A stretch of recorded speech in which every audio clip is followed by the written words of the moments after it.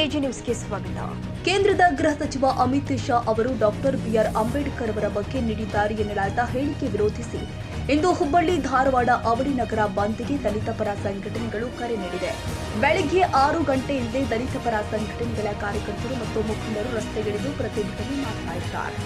ಧಾರವಾಡದ ಭಾಗಶಃ ಅಂಗಡಿ ಮುಂಗಟ್ಟುಗಳು ಬಂದ್ ಆಗಿವೆ. ಅಲ್ಲಲ್ಲಿ ತೆರೆಯಲಾಗಿದ್ದ ಹೋಟೆಲ್ಗಳಿಗೆ ನುಗ್ಗಿದ ಪ್ರತಿಭಟನಾಕಾರರು ಅವುಗಳನ್ನು ಒತ್ತಾಯಪೂರ್ವಕವಾಗಿ ಬಂದ್ ಮಾಡಿಸಿದ್ದಾರೆ. ಸಂಜೆ 6 ಗಂಟೆಯವರೆಗೂ ಪ್ರತಿಭಟನೆ ಇರಲಿದ್ದು, ಅಲ್ಲಿಯ ತನಕ ಅಂಗಡಿಗಳನ್ನ ತೆರೆದಿದೆ ಆದಲ್ಲಿ ವಸ್ತುಗಳನ್ನ ಪುಡಿ ಮಾಡಲಾಗುತ್ತೆ ಎಂದು ಪ್ರತಿಭಟನಾಕಾರರು ಅಂಗಡಿಕಾರರಿಗೆ ಎಚ್ಚರಿಕೆ ಕೊಟ್ಟಿದ್ದಾರೆ. ಶ್ರೀನಗರ ವೃತ್ತದಲ್ಲಿ ರಸ್ತೆ ಮೇಲೆ ಇಡ್ಲಿ, ಸಾಂಬಾರ್ ಮಾರಾಟ ಮಾಡ್ತಾ ಇದ್ದ ವ್ಯಕ್ತಿಗೆ ಸ್ಥಳದಿಂದ ಹೋಗುವಂತೆ ಪ್ರತಿಭಟನಾಕಾರರು ಎಚ್ಚರಿಕೆ ಕೊಟ್ಟಿದ್ದು ಅಲ್ಲದೆ ಆತನಿಗೆ ಕಪಾಳಮೋಕ್ಷ ಮಾಡಿದ್ದಾರೆ. ಇನ್ನು ಪ್ರತಿಭಟನೆ ಮಧ್ಯೆಯೂ ಕೂಡ ಧಾರವಾಡದ ಸರ್ ಸಿದ್ದಪ್ಪ ಕಂಬಳಿ ಕಾನೂನು ಕಾಲೇಜು ಕಾರ್ಯಾರಂಭ ಮಾಡಿದ್ದನ್ನು ಗಮನಿಸಿದ ಪ್ರತಿಭಟನಾಕಾರರು ಆ ಕಾಲೇಜಿಗೆ ನುಗ್ಗಿ ವಿದ್ಯಾರ್ಥಿಗಳನ್ನ ಹೊರಕಳಿಸಿದ್ದಾರೆ. ಅಲ್ಲದೆ ಉಪನ್ಯಾಸಕರೊಂದಿಗೆ ವಾಗ್ವಾದ ನಡೆಸಿ ಉಪನ್ಯಾಸಕರನ್ನು ತಳ್ಳಾಡಿ ಕಾಲೇಜು ಬಂದ್ ಮಾಡಿಸಿದ್ದಾರೆ. ಸದ್ಯ ಧಾರವಾಡದಲ್ಲಿ ಪ್ರತಿಭಟನೆ ತೀವ್ರ ಸ್ವರೂಪ ಪಡೆದುಕೊಂಡಿದ್ದು, ಪ್ರತಿಭಟನಾಕಾರರು ಬೈಕ್ ಮೇಲೆ ಸುತ್ತಾಡಿ ಅಂಗಡಿ ಮುಂಗಟ್ಟುಗಳನ್ನ ಬಂದ್ ಮಾಡಿಸ್ತಾ ಇದ್ದಾರೆ.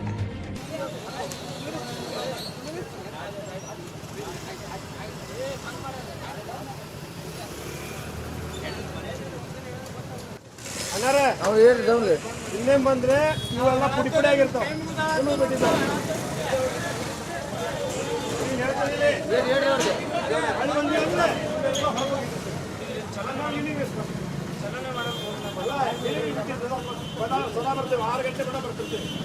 ಆರು ಗಂಟೆ ಬಂದಾಗ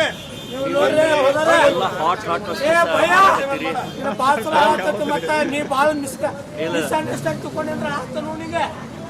बाबा साहब अंबेडकर की जय, बाबा साहब अंबेडकर की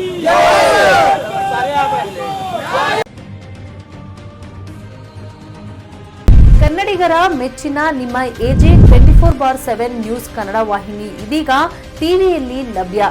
ವೇಳೆ ನೋಟಿಸ್ ಕೊಟ್ಟಿದ್ರೆ ವಾಪಸ್ ತಗೋತೀವಿ. ಇವತ್ತು ವಕ್ಫ್ ಪ್ರಾಪರ್ಟಿ ಅಂತೇಳಿ ಬರ್ತದೆ ಅಂತ ಹೇಳಿದ್ರೆ ರೈತರ ಬೀದಿಗೆ ಬದಲು ಏನ್ ಮಾಡ್ಬೇಕಾಗುತ್ತೆ? ಯಾರು ವೋಟ್ ಹಾಕಿಲ್ಲ ಅಂದ್ರೆ ಗ್ಯಾರಂಟಿನೆಲ್ಲ ಸ್ಟಾಪ್ ಮಾಡ್ಬಿಡ್ತೀವಿ.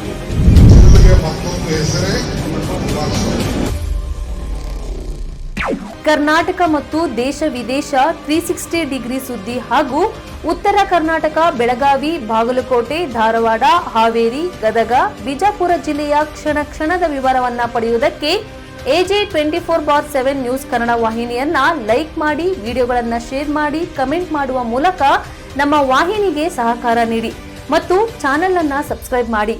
ಧನ್ಯವಾದಗಳು.